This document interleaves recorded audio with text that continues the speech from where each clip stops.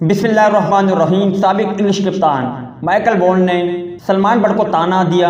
किस चीज़ का ताना दिया जानकर आप भी दुखी हो जाएंगे। जबकि दानिश कनेरिया ने मोहम्मद आमिर के हवाले से तहलका खेज इंकशाफ कर दिया। अस्सलामु अलैकुम दोस्तों, आज के ज़ेर नज़र वीडियो में आप भाइयों को इसी बारे में बताएंगे। मगर मज़ीद तफसीलात की तरफ बढ़ने से पहले इस वीडियो को लाइक करें और कमेंट सेक्शन में आप भाई इस अपडेट के मुतालिक अपनी राय के इज़हार ज़रूर करें।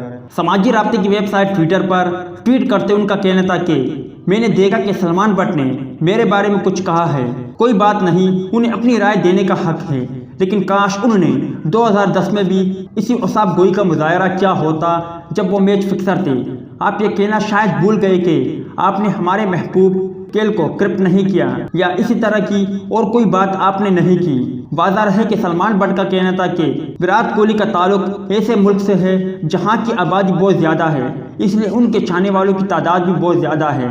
मैं नहीं समझता कि उनके किसी से मुआवजे की ज़रूरत है, और मुआवजा कर भी कौन रहा है। माइकल वॉन वो इंग्लैंड के एक ज़हीन कप्तान ज़रूर थे, मगर उनकी बैटिंग गैर मामूली नहीं थी। टेस्ट में उन्होंने अच्छा परफॉर्म किया, मगर वनडे इंटरनेशनल में एक सेंचुरी तक नहीं स्कोर कर पाए। जब आप ओपनर होने के बावजूद बड़े इनिंग्स में नाकाम रहते हैं तो फिर आपकी बेस की कोई भी अहमियत नहीं है। जबकि दूसरी जानिब साबिक लेग स्पिनर दानिश कनेरिया का ख्याल है कि साबिक फास्ट बॉलर मोहम्मद आमिर अपने बयानात से लोगों को ब्लैकमेल करने की कोशिश कर रहे हैं ताकि कौमी टीम में उनकी वापसी की जा सके।